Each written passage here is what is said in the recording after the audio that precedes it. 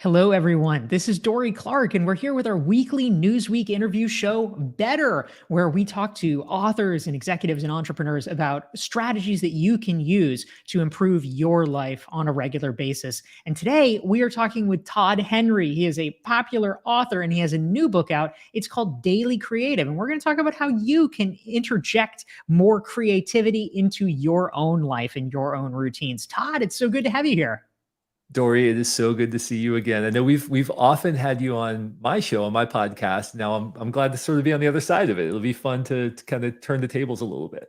Absolutely. Yes, your podcast, Accidental Creative, is really fantastic. And I'm eager to talk with you about your new work around this topic. So if you're tuning in, please let us know who you are and where you are watching from. Type into the chat box and let us know. And we want to hear what's on your mind around all topics creative and in our conversation with Todd Henry. So feel free to type your questions in.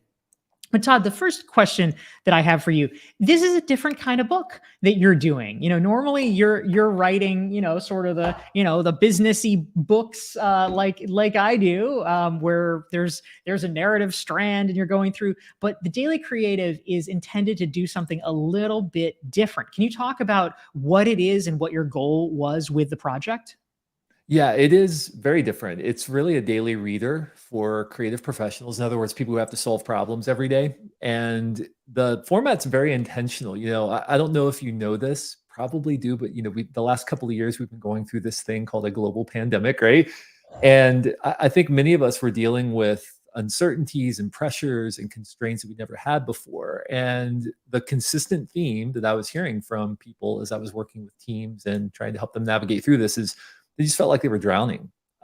People just felt like they were trying to not only get their work done, but also manage all of the new personal life complexities. Maybe families were now at home and we're wrestling with, how do we get work done while also navigating school and all these other things. And also, by the way, now we're working at 11 o'clock at night because we can, because our workspace is our living space.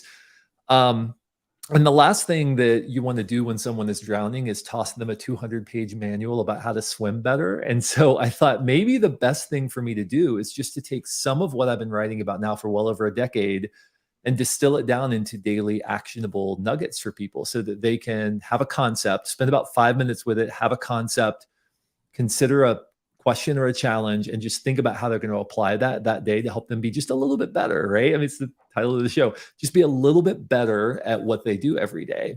And that was really the intent, was just to make it more practical, actionable on a daily basis. Because as you and I both know, like, most people don't need more information.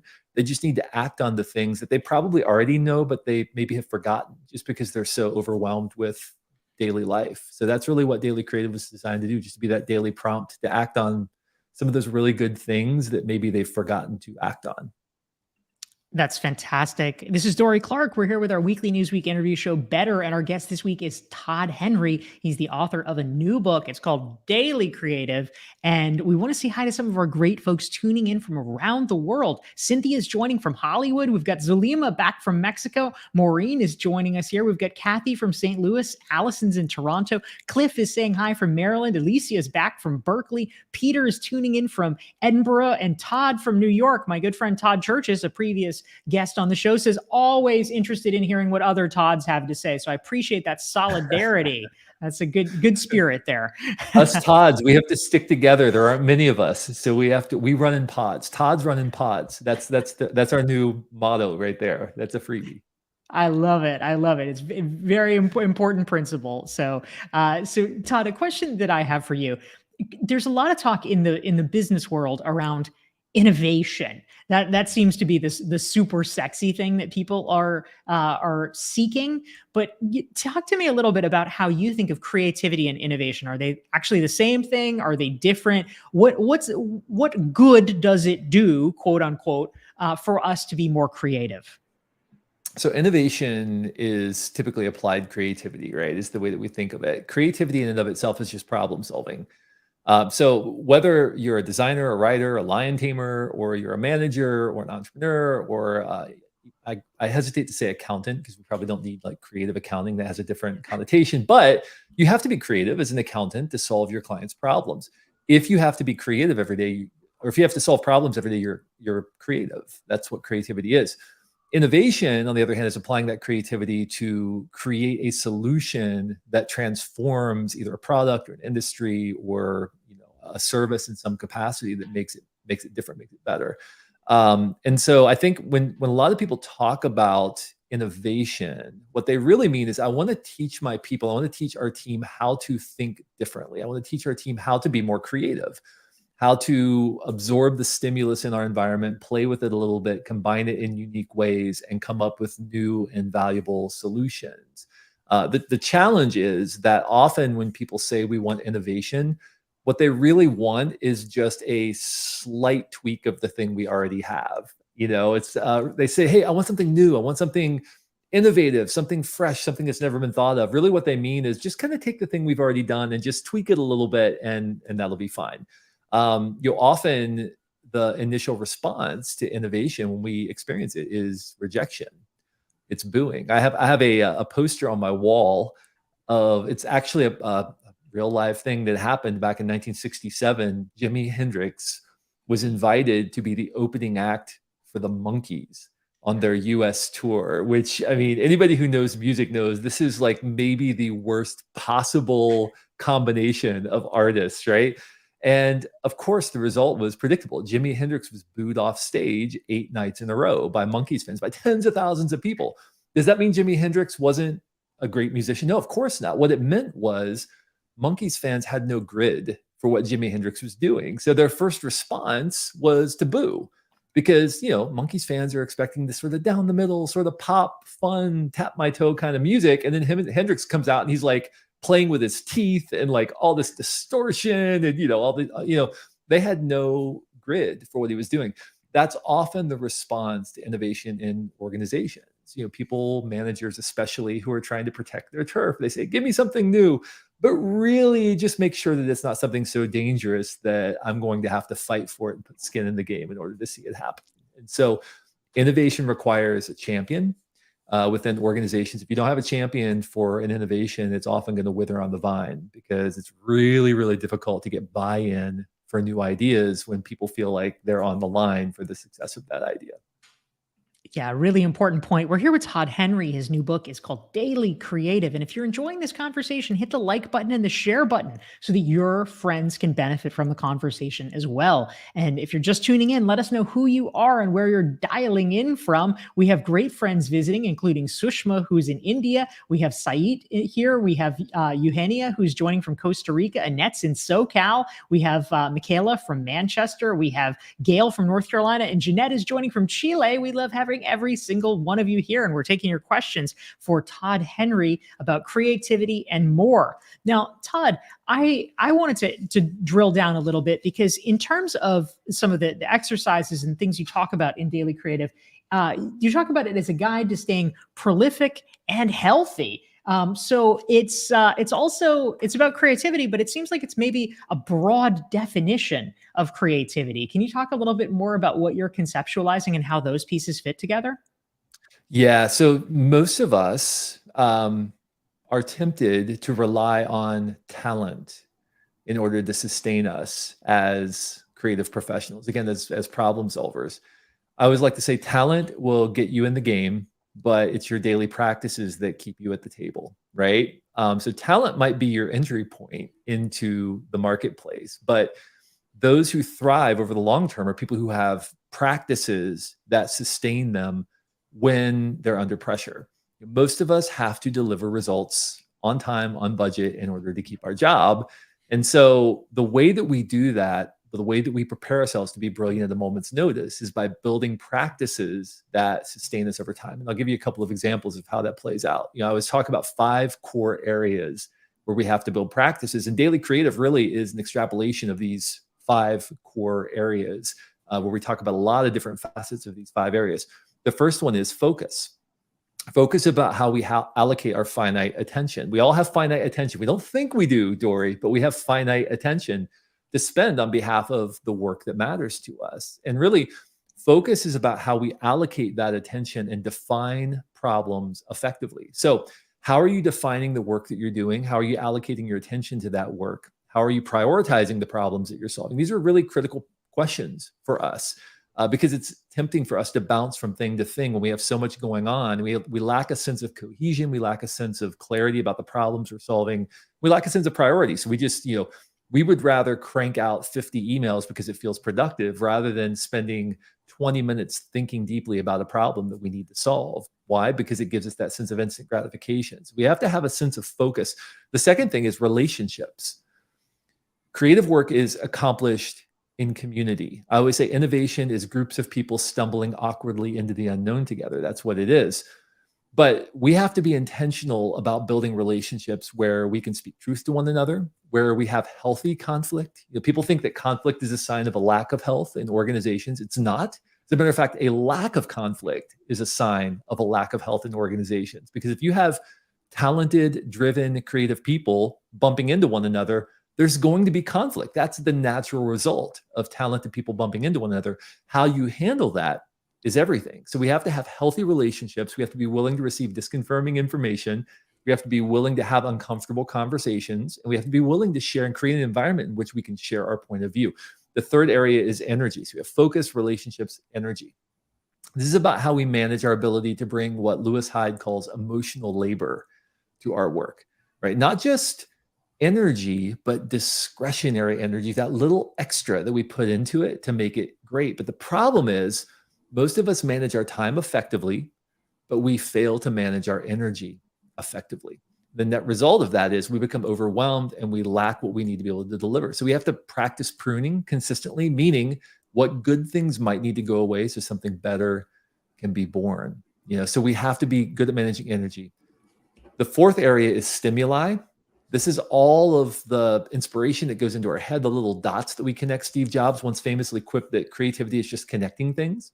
So we have to be intentional about the kinds of dots we put into our head. So are you reading, studying, communing with great minds, reading Dorie Clark books? That's always a good place to go, right? Or watching Dorie Clark, podcast interviews, or listening to Todd Henry's podcast. You can just tune in right there. There's so many possibilities. But are you consistently studying and communing with great minds, right? Is that something that you are doing?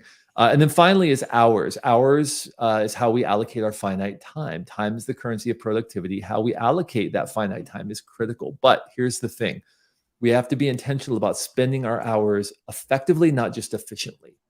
We often think about our time as something to be spent, but we don't think about our time as something to be invested in future returns. So are you doing things like engaging in unnecessary creating, where you're developing skills that are going to serve you in the future, risking and failing in low risk ways, relatively low risk ways, so that you can develop skills that you can apply to your work later down the line. So focus, relationships, energy, stimuli, hours, they awkwardly spell the word fresh. And this was the core of my book, The Accidental Creative. My first editor, David Moldauer, for The Accidental Creative, originally hours was time. And he said, right now, Todd, you have frest, and frest is not very memorable, like David would say, right? And so we changed time to hours and we came up with fresh, which is a really easy way to remember it. And building practices in those areas. And again, that's what Daily Creative really is all about, is about helping people build practices in those areas that will help you to be prolific, brilliant, and healthy over the long term. That's fantastic.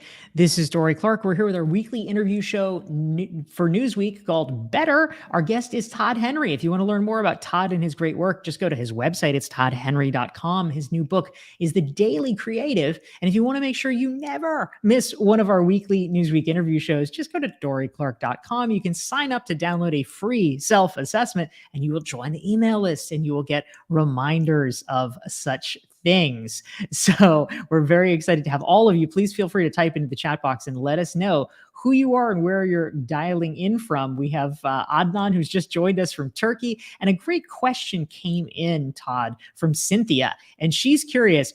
Some people say that handwriting actually helps you to connect with your creativity better. And she's curious about your thoughts on that. She says, when doing your daily creative musing assignments, do you think it actually matters? And how do you do it?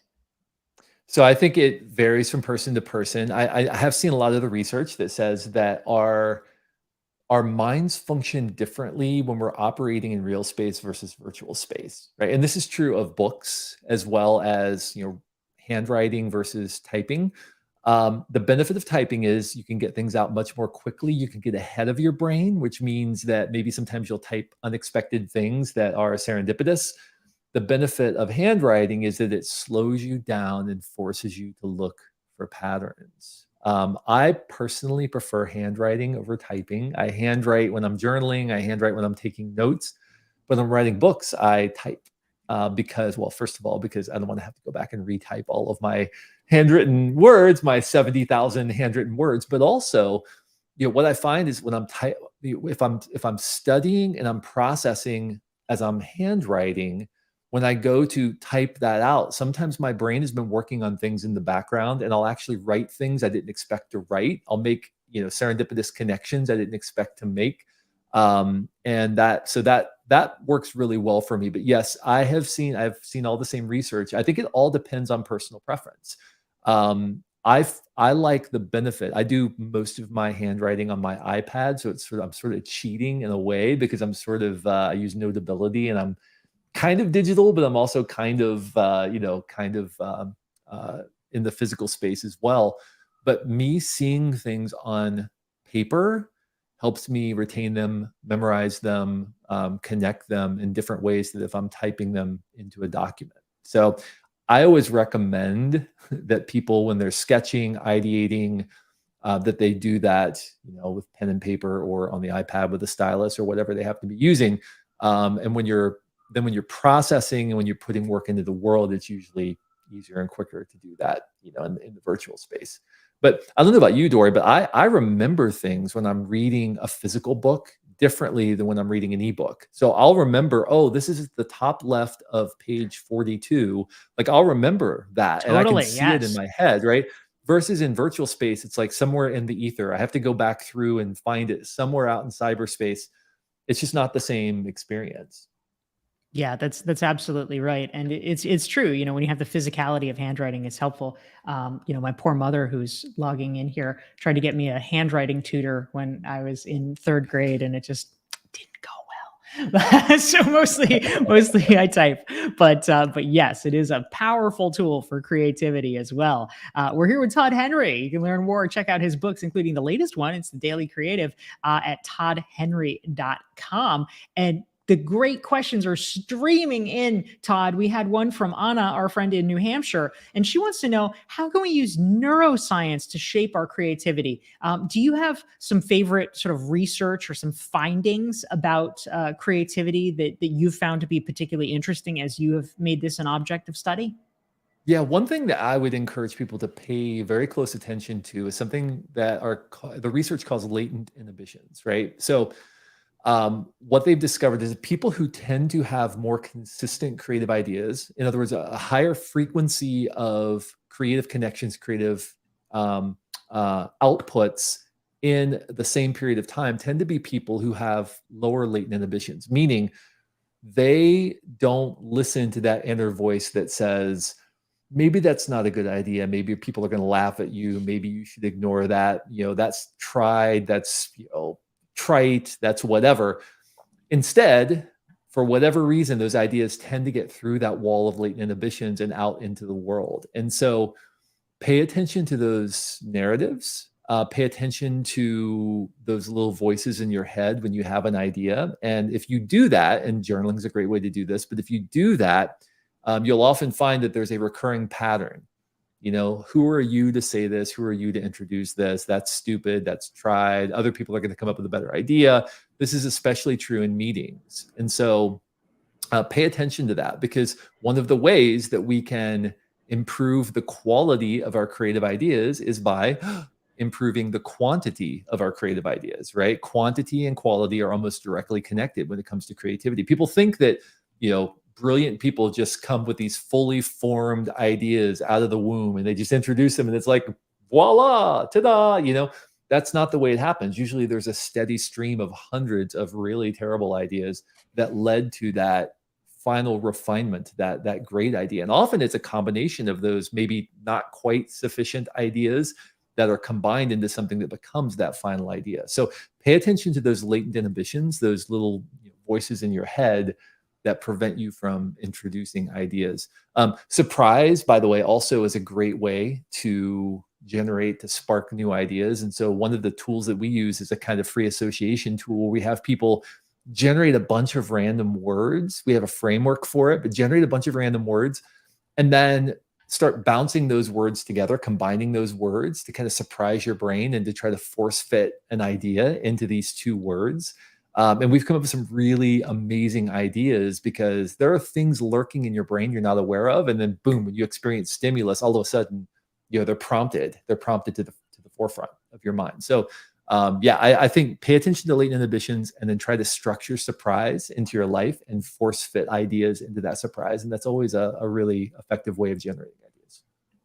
Great points. We're here with Todd Henry. He's the author of the new book, Daily Creative. And thank you, Anna. She says, I love this interview. And if you are loving this interview, hit the like and share button so that your friends can benefit and tune in as well. And so many great questions are coming in, Todd. Folks are really engaged. Alicia is joining us from Berkeley, and she's curious, can you talk a little bit about more on the question of relationships, how to have healthy conflict and difficult conversations? You had mentioned that this is not a bad thing. This is actually a good thing and a necessary skill. Can you double down on that a little bit and talk more about how we can get better at that? Yeah. So most conflict in organizations that I've encountered is the result of two things. Number one, I have expectations of you that I have not communicated to you. And number two, you're not hitting those expectations, right? So I am frustrated that you're not hitting expectations that I have not clearly communicated that I have of you. So we have to be very mindful of expectations that we layer on top of other people. So that's something personal that we can do. Just be mindful of the fact that often we ascribe ill will where incompetence is more likely to blame, so we have to be mindful of that. Second thing I'll say is we have to be very careful about how we deliver feedback and how we seek feedback within organizations, because this is also another inflection point for conflict in organizations. It's always a good idea to approach any feedback session by asking questions and helping the other person navigate to a better possible solution. So for example, instead of saying, I don't like this, can you change this to that or make this a little bit more like this, right? We do that because we're running low on time, because we're under pressure, because we want to guarantee that the result is what it needs to be. Instead, as a manager, step in and ask, hey, I noticed that you made this particular decision with this project. Help me understand why you made that decision. Help me understand your line of thinking. Why did you choose this versus that? And then as you have that conversation, you might get to a point where you realize, oh, this is kind of where things went off the rails from your perspective. And you can say, what if instead of doing this, what if you made this decision instead? How might that impact the work? You're helping the other person to navigate to a better place by themselves rather than telling them what to do, which is going to feel like control, which means what? They're going to shut their brain off and they're going to say, okay, fine, just tell me what to do, which is often what happens, right? Okay, fine, just tell me what to do and I'll do it. That's not what you want. What you want is to help people think in new and different ways about the work so they can continue to deliver that work moving forward. So that's the second thing, is be very mindful about how you deliver feedback and do it from a position of influence rather than a position of control of the other person. The third thing is the way that you handle conflict or disagreements in organizations is incredibly important. And I'm going to give a couple of principles for that. The first thing is we have to agree on common ground from the start, right? Let's make sure we're actually arguing about the same thing. So much conflict in organizations isn't even sourced in the same problem. It's I'm arguing one thing, you're arguing another, and we realize after 20 minutes, we're not even talking about the same thing here. There's no common point of disagreement. So we have to make sure we're arguing about the same thing. The second thing is we have to make certain that we can articulate the other person's point of view.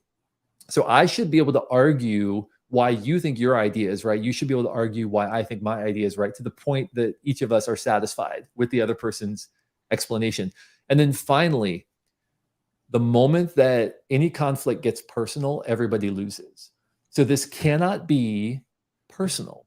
I disagree with your idea. That's fine. And let's have a conversation about that. I disagree with that idea, and those are ugly shoes. Okay, those are fighting words. We can't, so we cannot let conflict become personal. We see this in organizations where cults of personality emerge and people are arguing not because they really disagree, but because they just want to be on one side or the other. We have to be really mindful about that. It sounds silly. It sounds like seventh grade. It really does. but these are human dynamics that play out often in organizations, because organizations are made of humans, so if we follow these principles of effective, and I wrote about this in Herding Tigers, my last book, which was about leading talented creative people. If we follow these principles of effective conflict resolution, we follow the principles of clear and coherent feedback that's not based on control, but is based on influence.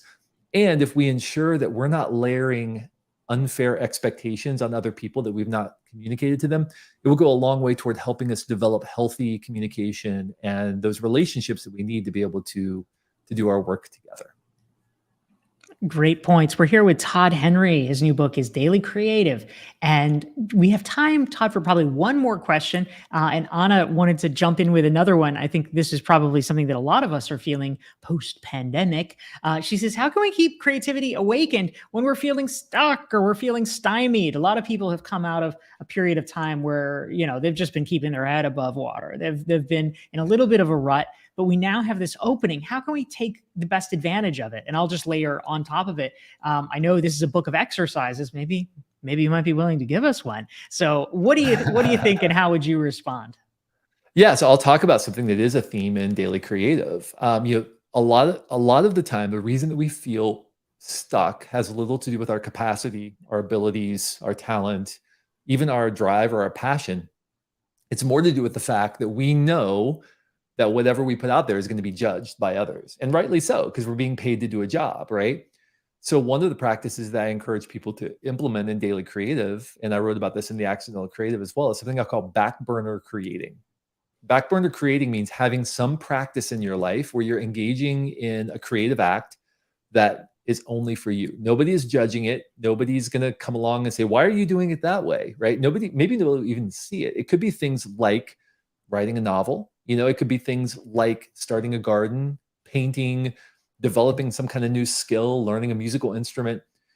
This does a couple of interesting things for us. Number one, it allows us to develop new skills and take risks in a relatively low risk way. Number two, it gives us creative reprieve from our work, and it engages our creative brain in an act that is where we don't feel the same level of pressure. Right? It retrains us how to be creative for the sake of creativity versus being creative for the sake of delivering on an objective, which is what most of us have to do. I mean, I work with, top creative directors, executive creative directors, CEOs, executives from companies all over the world. And often, I'll ask them, hey, what did you used to love about the work? And they'll say like, oh, I used to be a designer and I love design, and I just like swam in design. And so my follow-up question is usually, when was the last time you designed something that nobody was judging, nobody was looking at, nobody was critiquing, wasn't for a client? And the answer almost always is, maybe sometime last year. Like, I can't remember the last time I made something just for myself. So my encouragement right now for those who feel stuck, feel burned out, feel like just kind of in COVID fatigue. So I know we're kind of on the other side, right? But it's like we still feel the fatigue, the effects of it. It's like a train engaging. You got all the cars going, right? We're still kind of re-engaging on the other side of this.